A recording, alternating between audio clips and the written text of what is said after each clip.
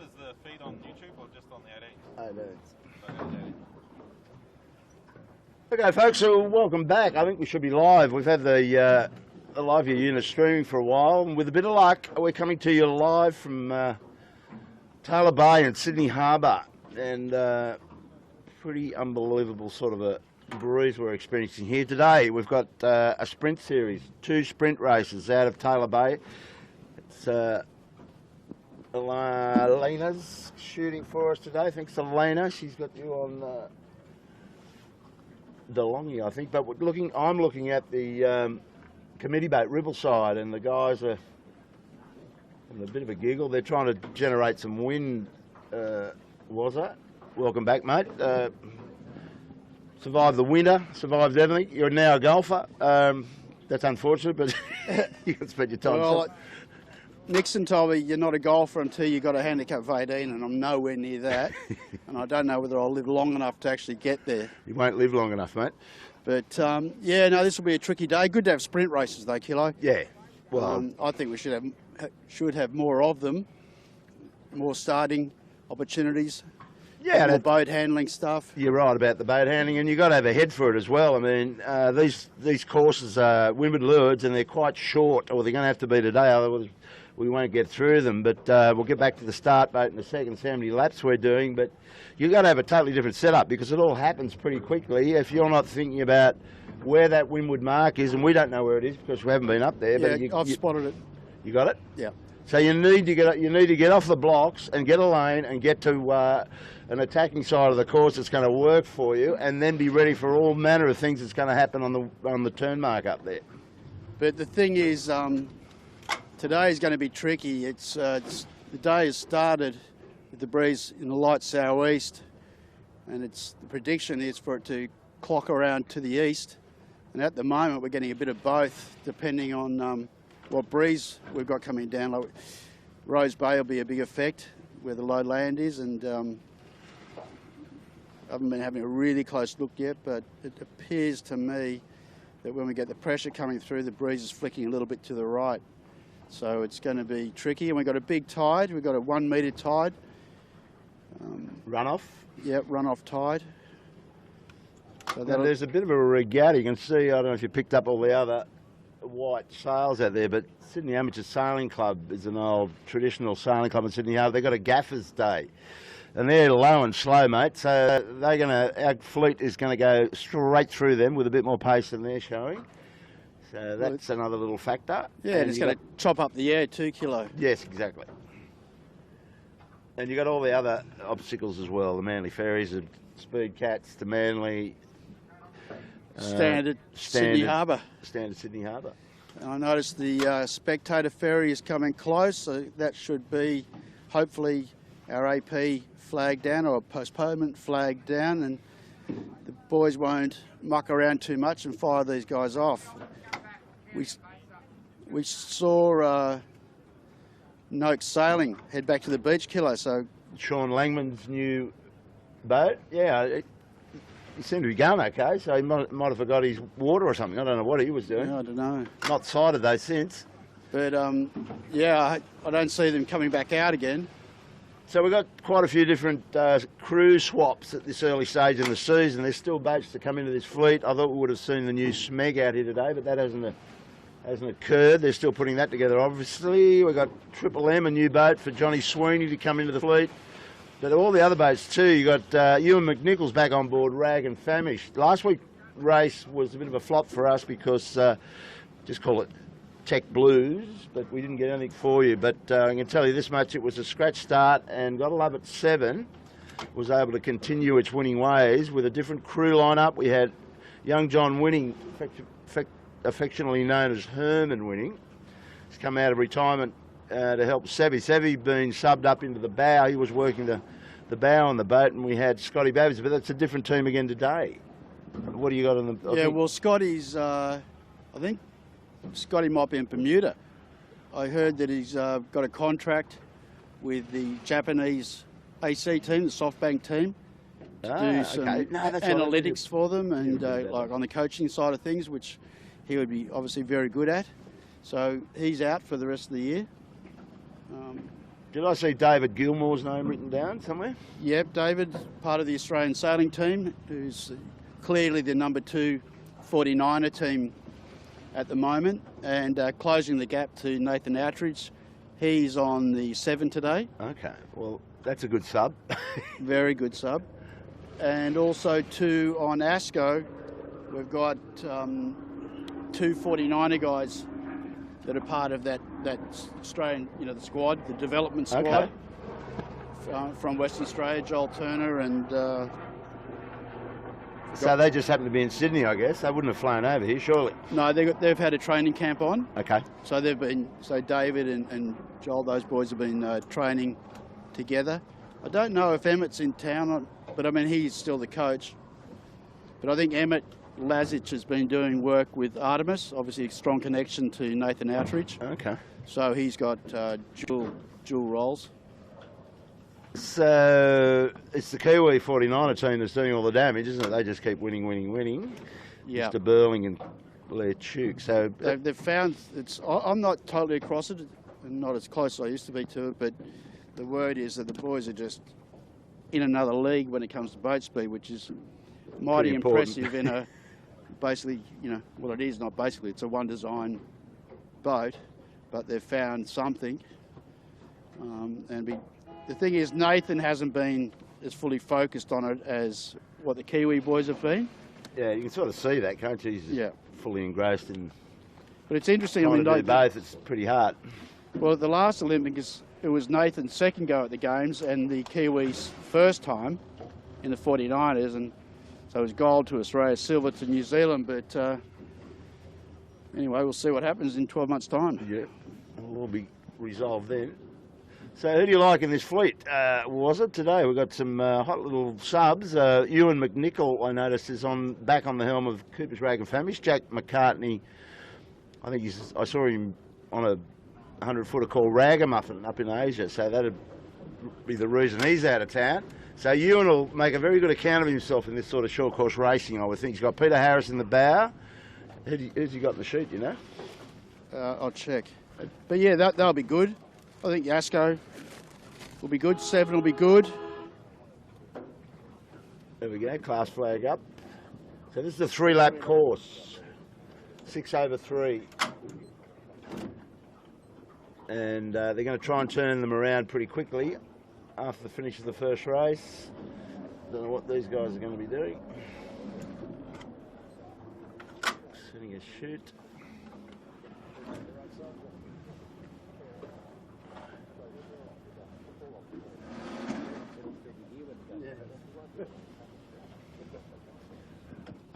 So this is going to be a very tricky first beat. We've got a little bit of breeze down at the start line.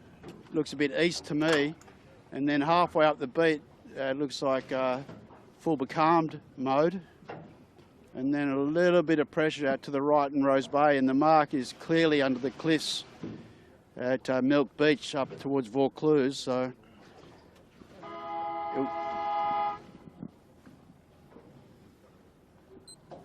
So you won't be ripping up the tickets too early today, I'd say.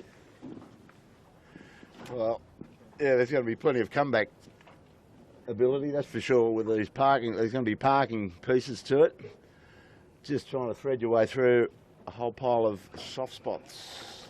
Nick Press is back on board to help get the Yandu around the track. Nicky Press used to sail Smeg, and back in his 12-foot skiff, won a championship up the harbour yesterday, I noticed. He's got Noddy on board. Noddy on board. Yeah. Noddy's gone back to his roots, 12-foot skiff sailing. So these people in this little, Elena probably hasn't got on screen, but the little gaffer boat Tom Thumb to the right here, it's going to be in the mix. They've got a good lane anyway for the start. He's got a very good lane. He's holding up holding the lane well at this point. Yep. They will have a look of horror on their faces in about 3 minutes, or less than 3 minutes' time. And I can right see in the mix.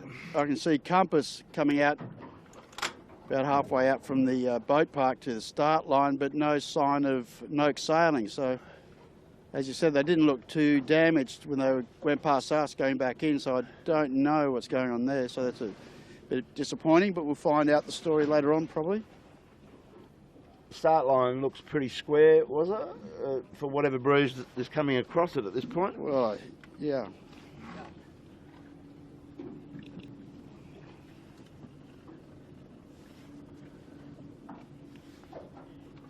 Well, this is going from like 2 knots to 10 knots and shifting through about 50 degrees.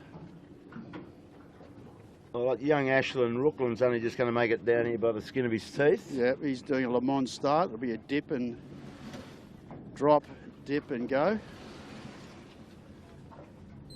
Well, there's almost no breeze down on that pin end. I don't think you want to be banking your money down there at the moment.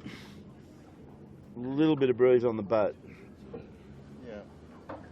Meanwhile, the Tom Thumb and the crew have decided to tack her over. Just sort of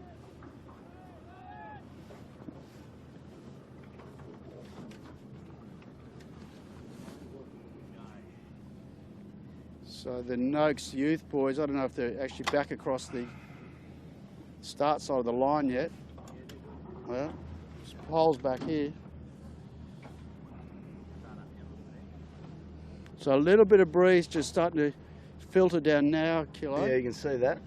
Which should arrive just for the start. One to go.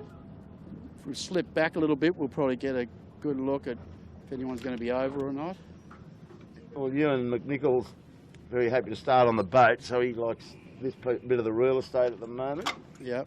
And he'll own the boat quite easily. Well, he's got Mojo Wines to worry about. Has he? I can't see him. Mojo Wine's got the blocker on at the moment. Lena's got the camera on the leeward end, on the pin end, and a lot of floating and not much rudder control. It's over very pin biased this start, so they'll be just getting across the line and tacking over. Seven's already tacked. 13 seconds to go. That breeze has just arrived, Warwick. You were talking about it. It's just Yep. hit the line right now. So it's this is going to. So Asco, good start up there. Seven's had to dip. Yandu, Ilve, a whole bunch of them. See how keen Ewan McNichol No was. recalls. So yeah, Cooper's has just gone. Not worrying about the line bias so much, but just trying to get out in pressure. He's about to get a new gust, but Thurlow's clear winner of that start. Pure Blondes had a capsize. Noakes Youth had a shocker start, same with Appliances Online. Seven's heading the right way, but probably a bit of gas there. And Mojo's in pretty good shape.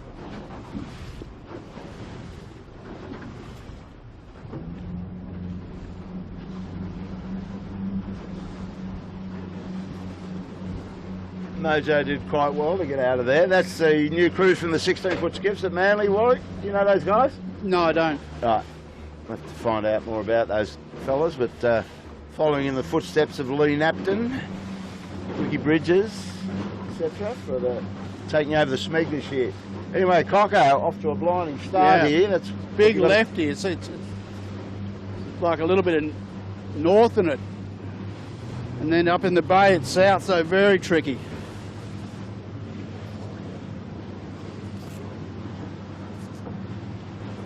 So this breeze is just heading Michael Coxon, and we put Rag and Famish back in a favourable position down to leeward here. We'll just try and get out of these boats road and just get behind Rag and see what he's looking at up the track. It's gone a bit light there now for him. Lots of holes in this breeze, just patches of veins of breeze just filtering down every now and then.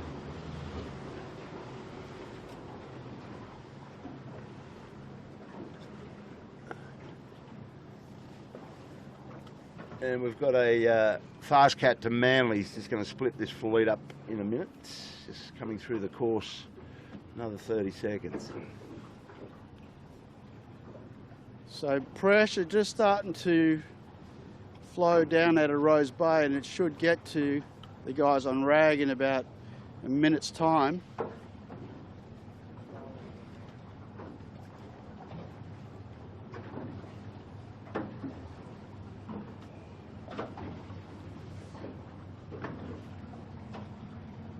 Mojo's steaming along there with his own little bit of private air. They're just all getting their own little bits of pressure versus, and then no pressure, so just very up and down. The yo-yo work.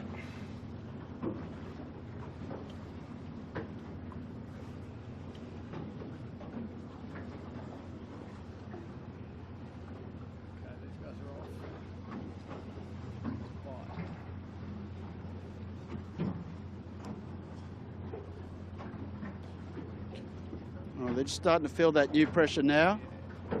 And they'll be wanting to let that settle in, go a little bit further before they attack. It's just getting further and further headed, which is what they want, coming into pressure, but just like little micro bursts on the water. Yeah. Well, it looks like it's filled in a little bit for Rag there, though. Is it darker in front of him? Yeah, that's what I'm saying. You're going to take it, bank that for now. Although, but they're just little burst kilo. It's not. Yeah. It's not again. Really across the course. So now we're coming into our first cross, really. And clearly Thurlow and Mojo, who were a couple of the best out of the pin, clearly ahead. And Rag in third.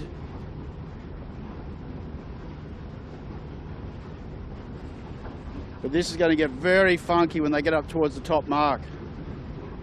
And already the distance between the first boats and the boats that didn't get off the line, and we're talking about a matter of 10 seconds, how all that just spread out to 400-metre gaps.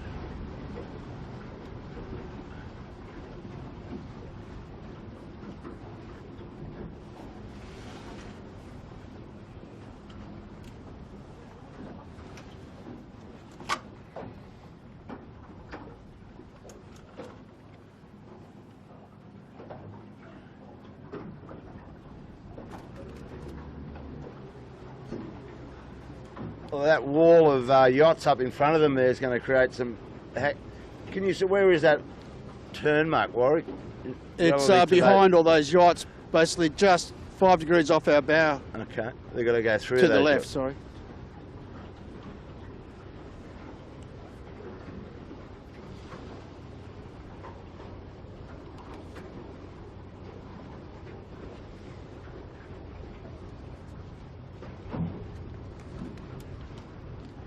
So we've got James Ward steering the Mojo. James Ward, is it? Yeah, Phil Marshall on the sheet and Rick Plain in the bow.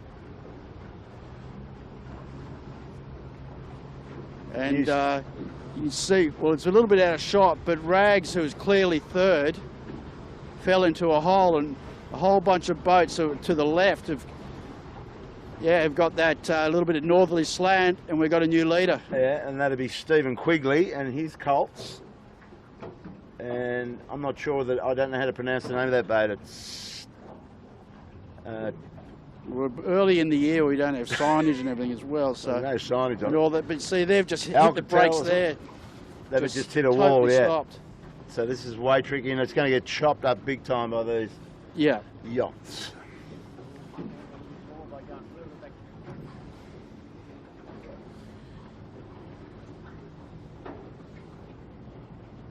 So now, well, it's out of shot, so I won't talk about it. We'll stay focused on these guys. What do you got? But, no, I was just going to comment that Noakes Youth, who just had a shocker of a start, basically, except for Pure Bond, probably last out of there with no pressure, hit the left-hand side of the course, and and nearly back up with rags, and that's all happened in, you know, in 2 minutes. So that's how much things are changing out here.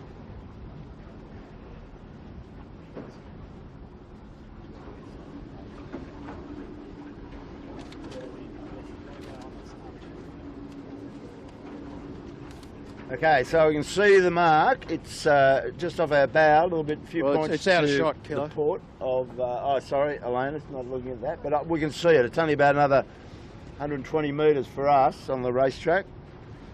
And so it would appear that Stephen Quigley's red boat is going to be in good shape here. If you can hold that vane that he's got over there. So it's very much a split breeze, Kilo. It's, as we get further up towards the top end of this beat, in the left it's very soft, and now they're actually headed on port tack, and the pressure is in the right. They're gone, so it's back to the right, you're right. So you'll probably be looking, my guess is if things don't change the next couple of minutes, guys will be definitely looking at a jibe set, go around the mark, set the shoot and jibe, or jibe and then set, whatever. But yeah, pressure's in the right.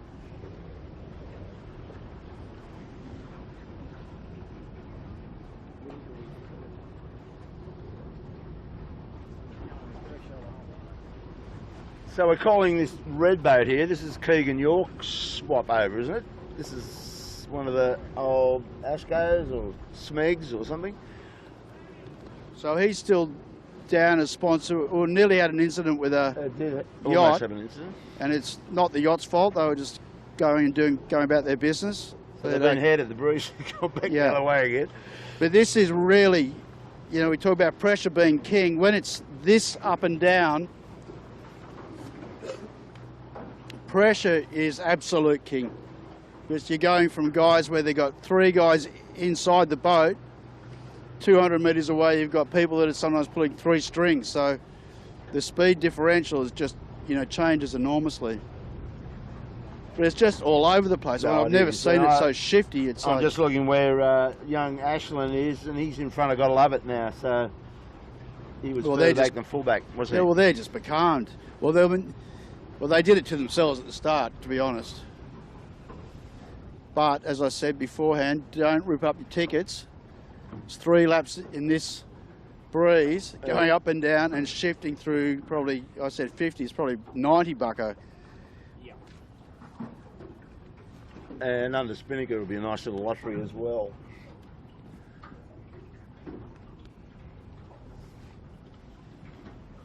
Well, we're just right on the turn mark, so you can see the fleet coming at it. Just stop here, Kilo. Yeah, pressure.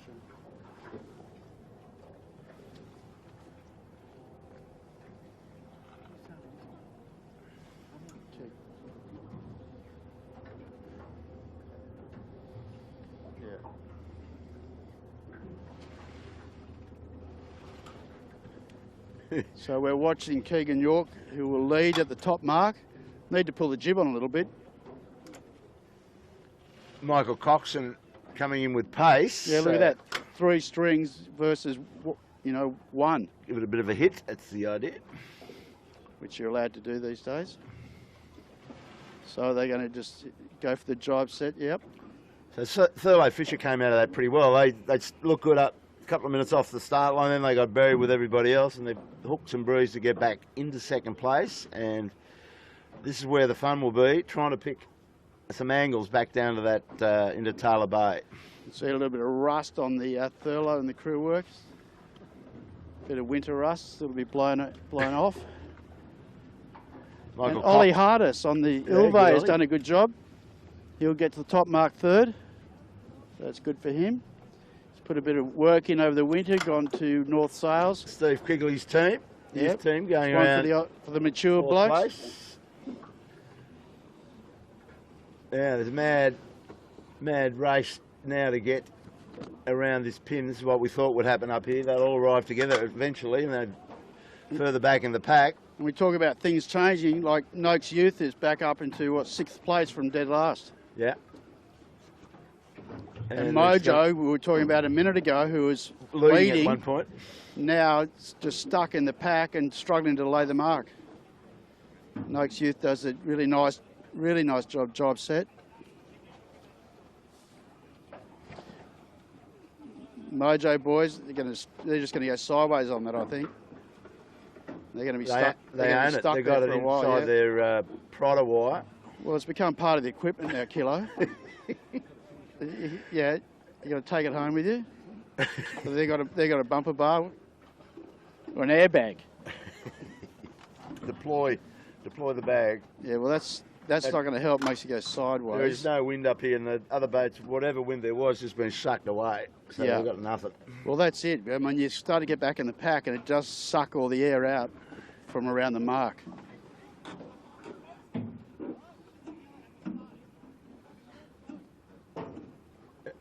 They're going to come to grips with it, though. The boys are getting a bit frustrated, which is understandable, but it's not really going to help them get out of the situation. They're okay now. But don't rip up your tickets, boys. No, they'll probably be plenty to come back in. And, geez, there's some south there now. Yeah. I don't know if it's out of shot, but we probably should get up with the other boats, Kilo. But yeah, Thurlow is bowed down on port. He's aiming pretty much at the target. Yeah. Well, along with, yeah.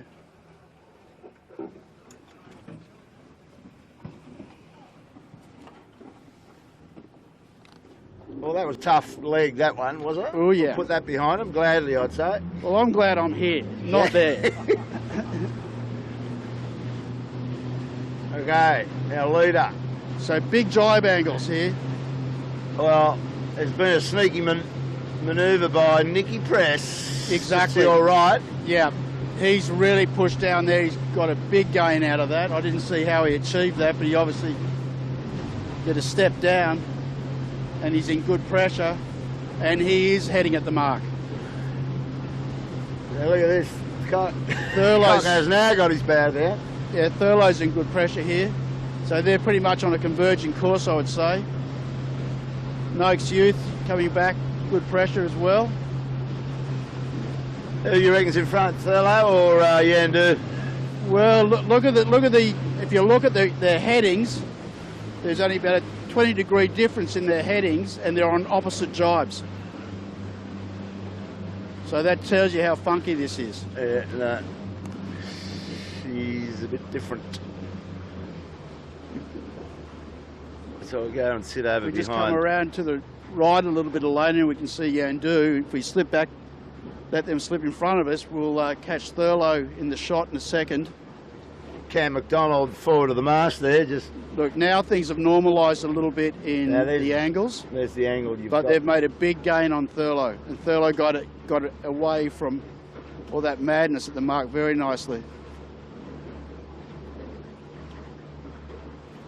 And the boat's back well in the pack at that turn mark. I leave what was third around, we thought. He's still hanging on, but he's probably been shuffled back a bit by he'd be shuffled back by Yandu, certainly.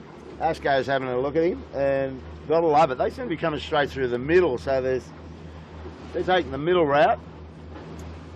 Michael Coxon's going out to the right where Yandu was. Yandu's going back with him, so it's anybody's to see who's going to lead down this bottom mark. And it could even be Keegan York, the way he's lined up over there. Look at him, he's got 3 strings. Yeah. And flat out trying to look at it. Trying to lay it.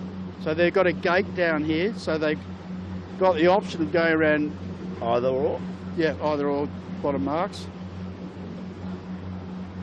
I think we've got Keegan York in front right now. Just with where he is on the course and pressure.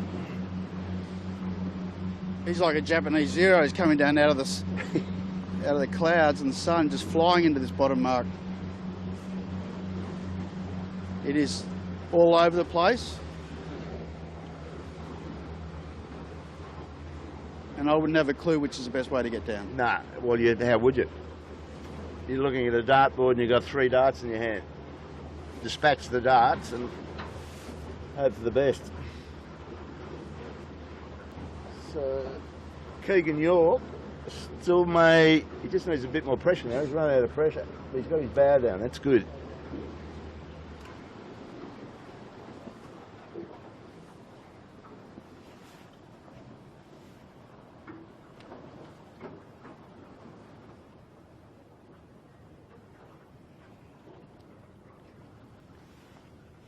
So now well, it looks patchy everywhere. I was going to say the right-hand side looks a bit patchy, but it's patchy everywhere. I'm going to hand you over to Bucko for a minute of a break. Yeah. And I'm going to. You're drawing and, up and I'm going to ask Bucko to try and explain to us what happened on is that leg. Is the breeze attached, and what's going to happen with the weather and the sun and the clouds? Something really simple and easy to explain. No, it'll be profound. You know that. Like viewers, I regret to inform that there's nothing simple about what's happening here today wind-wise on Sydney Harbour. Very weak southeasterly gradient and little pockets of sea breeze trying to get mixed together. And the water temperature and the land temperature are pretty much the same, so it's actually not much happening. Water's pretty warm inside the harbour, the wind's not stuck down too well. Little rolling puffs, a real nightmare, and as Warwick correctly described it, plus or minus 45 degrees and 3 to 8 knots. It could hardly be more difficult. So it's like a couple of little lightweight 40-kilo blokes having a wrestle, see which one's going to win. Yeah, it's a bit like the left or the right. A bit like that. Well, it's a nail biter here who's going to get to this mark. So there it's right in front of you. Keegan York and the red boat. Oh, electing to go to the long route. Yeah, Keegan's electing to go to the... That's a big call there to do a jibe in no pressure, going a long way to the opposite mark, which is clearly further away from where he's heading. So off the hook. And he's going to get... I think Asco's going to have rights on him here, so I don't quite understand that late call. That went pear-shaped, was it? Yeah, well, yeah. Well, as Andrew said, he likes the pressure in the right, but Asco has rights here. He's paid money, he's made his choice. He's probably going to come out okay, despite all that. And it looks like Bucko nailed that in terms of heading to the pressure. The pressure does look to the right at the moment. Thurlow out of shot looks very soft. Look and the pressure looks like a long way away. Yandu were looking like they were leading halfway down with Thurlow Fisher, and now they're probably back in 7th position. And I think we've got her on screen. You can see Ilve 7 and Noakes Youth. I mean, Ilve got shuffled back from 3rd to mid-fleet now, but the separations are just outrageous. I mean, there's almost a leg in it after one lap between the front boat and the last. And Thurlow, heading out to the left-hand side, has just got no pressure at all and is heading to Manly. Yep. He's going to Manly. So look at Asco. Yeah, pressure's definitely in the right. So Noakes Youth and 7 both onto that as well.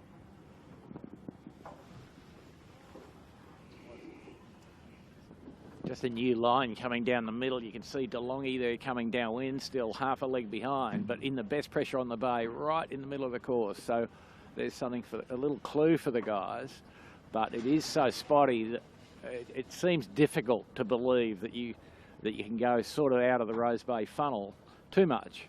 But there was some unexpected events up near the weather mark on the first beat, so we'll see. But wind in the centre, and now the guys on the hard left have come back with some sea breeze. And so our predictions are not very valid. Swinging through 90 degrees every 30 seconds. Yeah, but you said it before, Bucko, and you're right. You're saying, you got that like little thermally type breeze that's trying to get there. There's a bit of heat that when the cloud thins out, we can feel that the temperature go up. And so you're trying to get a little sea breeze. They said it was going to go east. And then you've still got that sort of, that pressure southerly in the right, and they just, it's just up and down and where you are. You certainly don't want to be in the centre, I wouldn't think. No. It's going to be a very difficult, and I would have thought that if somebody had the courage to go all the way to the right-hand ley line on the first beat, they might have come out in front.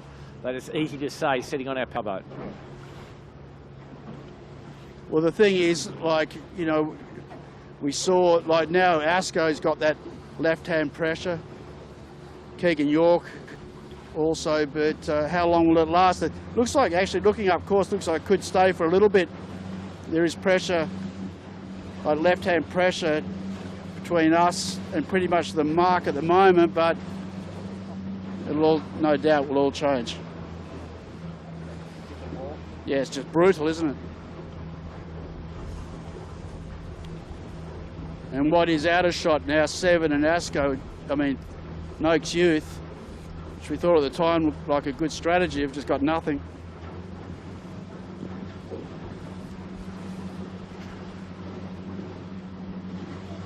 Well, just in that little bit of sailing, we've got the camera on Keegan York's red hole, and you remember just a few seconds ago, or minutes ago, they were in deficit to Asco, who came inside them. Now they've split. They're up, what, they're probably almost, well, not a minute, but at least 30 seconds in front on the course. Well, they've definitely got best pressure on the course that we've seen in the race so far. So they're quite big boys, and they're pulling 3 strings.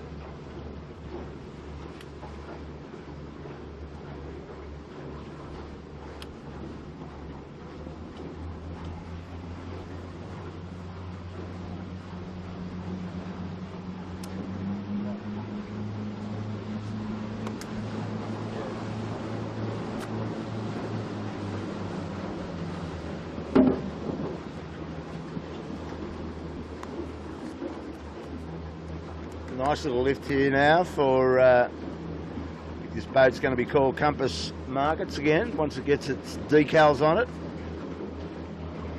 Keegan York's company.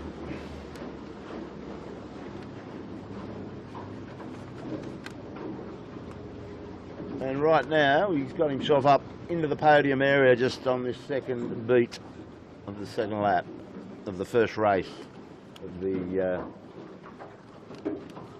18th of October. So once again, these guys have got best pressure on the course.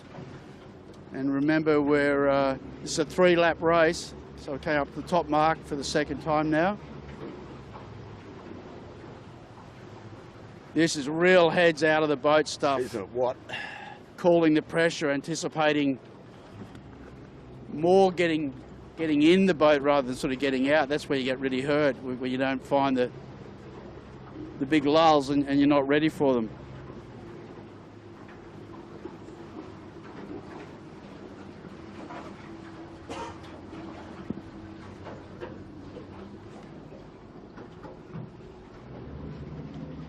Geez, they've got a lot of twist in that jib, haven't they?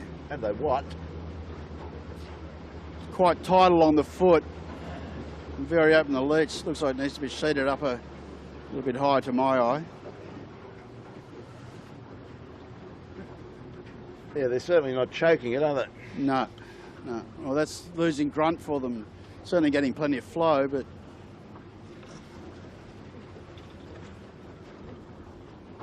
okay, Coco, in the meantime, just up to weather of them, you should pick up Michael Coxon's bows, gone back to high to the mark, and so the lift is from the left, which is not good for Keegan York, but he's in the mix. He's still in the podium hunt here. Race 1, 18th of October, Sydney Harbour style. It's not really good style for us today. We're usually used to something a bit more grunt and a bit more steady direction than this. But at least the sun's come through, so we're not complaining too much. And hopefully the next race could deliver some better pressure. We'll just get up to Michael Coxon. They look like they've got a nice bit of constant breeze coming their way. So if that's the case, I would think Coco could really stretch away with this. See the mark behind him.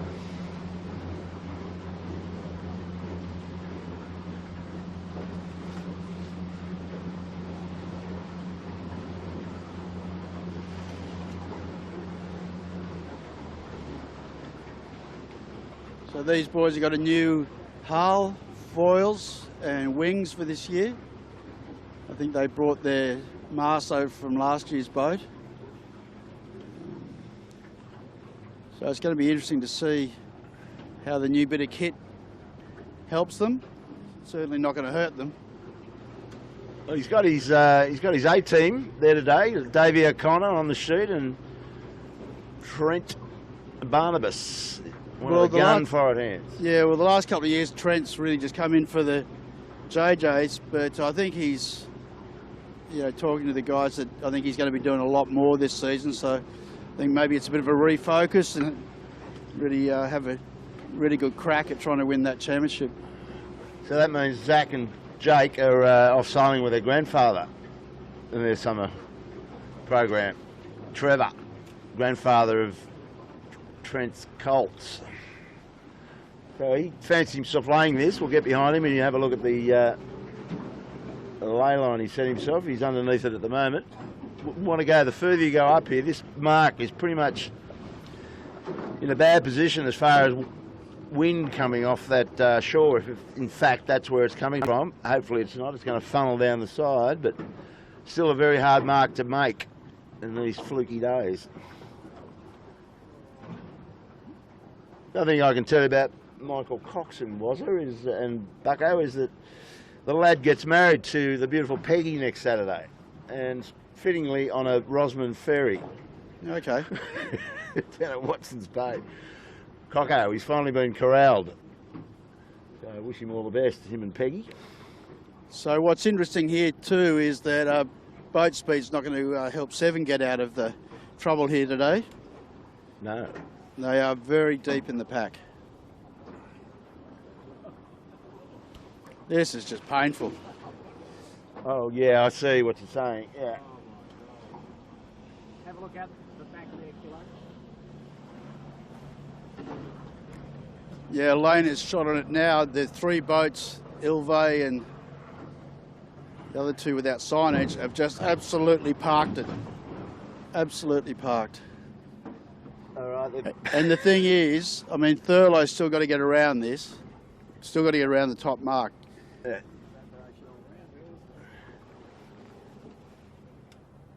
You just don't ever give up on days like today, eh?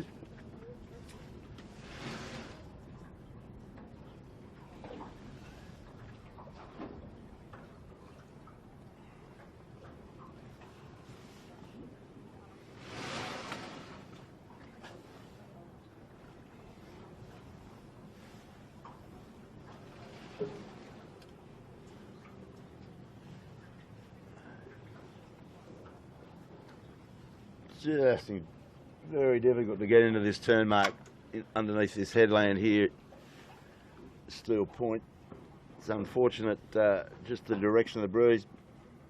The race committee trying to find a spot to set this course up in, and this is where we've ended up. Turn mark just under the shoreline. I can't see a reason why this pressure or the wind or lack of it and instability of it is going to get any better this afternoon. It's got that look about it. Warwick, I think we're just going to get a little bit more sea breeze. It'll build a little, but there's just enough overcast to prevent that from really getting serious. And as discussed, the land temperature's not too hot and the water temperature's not very cool. Yeah. But we see here Thurlow struggling up to the mark, but with good pressure coming to them in the next minute or two. So shouldn't have any trouble getting away from the land here, which will probably. What do you do? A jibe set or bear away? What's he going to do? He's got to do a bear away here, Kilo. There's no wind on this edge at the moment, it would seem. The wind band's only about 10 metres wide, though. I think he's got to put his bow down real fast. Well, they've got pressure coming behind us here, so we expect them to skate away pretty smartly and perhaps jibe after. So if you come around to the left alone, you've got the chasing pack, nice and tight. Ashko, Marcus Ashley's guys. Pretty much just going to get his bow around in front of. So they'll have the jibe set, which is the traffic on top. Quigley. Steve Quigley's young guys are going well. Yep. Ripping away at those strings. Keegan York got shuffled back. Young Ollie Hardis, good job those guys. Yeah, well Ollie came back because he was quite deep at the bottom mark, so he's had a good beat. Now we've got a cruising boat right in front of you. Yeah, well this is just going to chop it up even more. Yeah. Just get out of here and give them a bit of room. Yeah.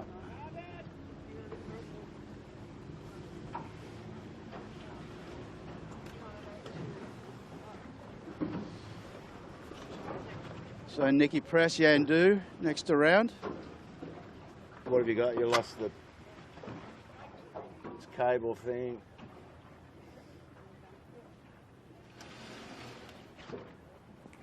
Then Noakes Youth, then Mojo, and then 7.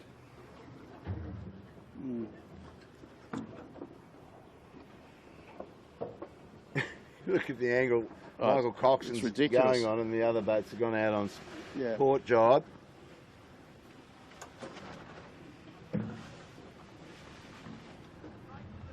There's no...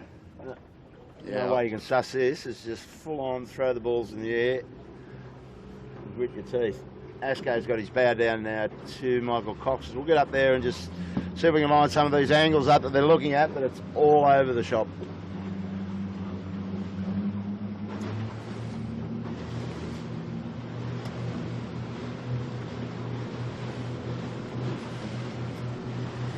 It was 7 out of shot, 7 out of shocker rounding, nearly capsized.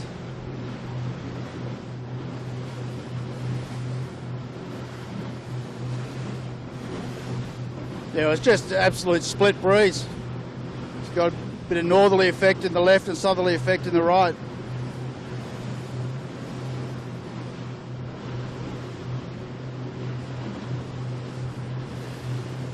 Thurlow started to get that out of shot. They've had to jibe back.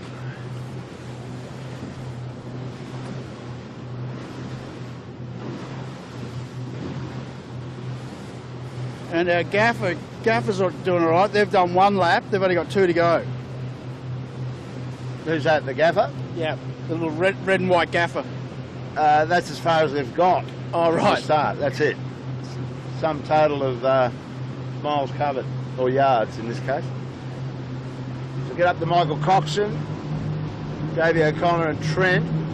So doing a nice job of commanding most of the pressure out here today, hence them being in front this first race. And as you said, was it? It's eyes out of the boat. Oh, what do we got here? Cocko's, what's he done? Got a little bit caught out there. I don't know what happened. I think he's got his foot caught in the mesh or something. I'm trying to rip his toe off. So still 1 more lap to go. One to go, yeah. And I noticed that no sailing, Sean Langman's back out in the water, so whatever their issues were, they've sorted that out. And they'll be here for the second race. And there's no pressure in front of them by the look of it was, so they need to call for a Houdini. Oh, yeah.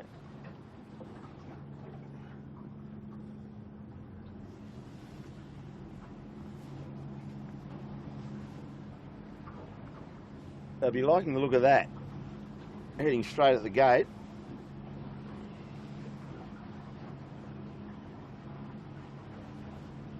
If that gets them there, they're going to win. Well, they're going to have a hell of a, I wouldn't say they're going to win, but they'll have a hell of a break to either park themselves in or go on with it. Yeah. Keegan York behind us, if we just swing around, Elena, swing around to your left and behind us. You'll see that they're coming in with new pressure coming up further. And they are just absolutely closing the gap to Thurlow. We might have to come around a little to the left, Kilo. But just shows you, you know, one, they get in that gust and these things go from stop to go. The differential is so huge, it doesn't take much. And you're back in the game. So now Thurlow's had to respond to them and jibed in really low pressure and stopped.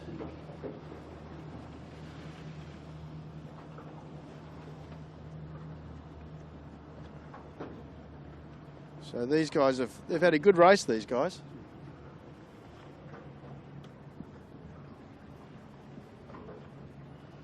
Now the big question is, where's the pressure for the next upwind leg?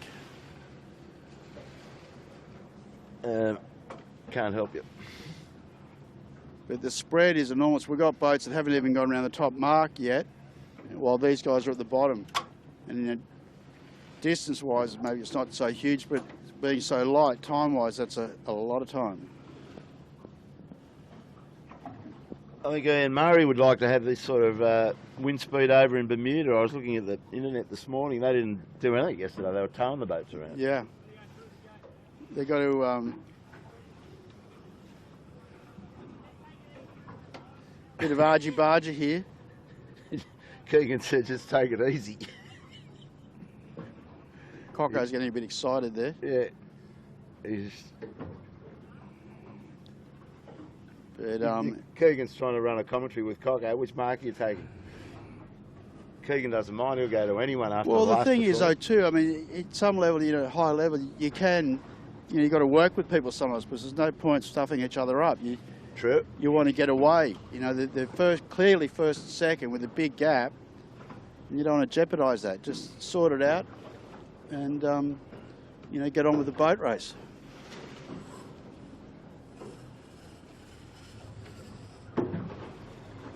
So, what's Cocko going to do? I don't know what Cocko's He's got to doing take here. that mark, surely. I don't know. Well, they think they go to the finish. Oh, it's a bit of shortened course. So that's pretty, I got to say, that's pretty bad. We weren't aware of that. They shortened the course to 2 laps. So where's the finish line? I don't know how clearly that was displayed to the leaders, to be honest. Yeah, no, it's, Okay. I think they've got to do a little bit better job of tuning that race management side of things up. Oh, I see the other. Right, well, we weren't aware of that, but you can see the ferry is right beside the other end of the line, and still don't even know who won that one. Was who won it? You reckon? Keegan or Cocko? Yeah. It's one of those days, folks. So there's a bit of a Really discussion going on in the race committee where that should have been finished. Should it have been finished between the gates or the start-finishing line? And when you shorten a course like that, but I didn't think that the race committee rib was at the top mark when these guys were there, and there was certainly no sound signals. They had a small flag showing. But, You think they might have spoken to them as they were coming down? I don't know, Kilo, But normally you have to do it at the last mark, don't you? Yeah. But also you've got to be clear about it. And so it's early in the season for these guys too. I mean, they've got a job.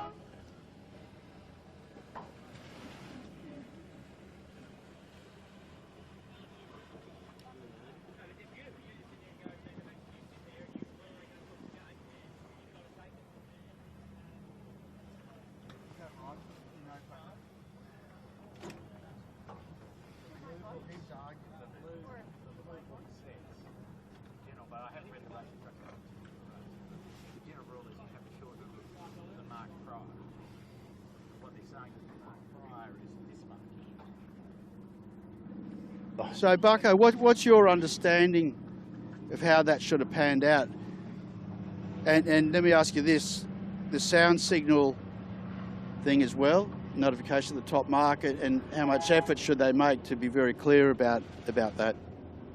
Well, the rule's fairly clear, but in this particular case, because they've got a gate which is only 100 yards away from the finish line, technically they're probably correct. They can shorten it at the gate, as in the last mark, and then you go directly to the finish line.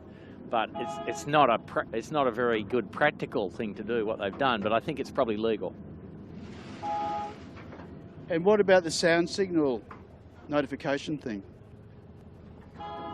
Yeah, I mean they're supposed to sound a sound signal to draw attention to raising of the flag, which is the actual signal. But the sound signal's not compulsory. But it is certainly pretty common practice and courtesy to the sailors. Would you say that was a pretty rusty finish to that first race? Well, I think that's what we're kind of saying. Yeah, rusty.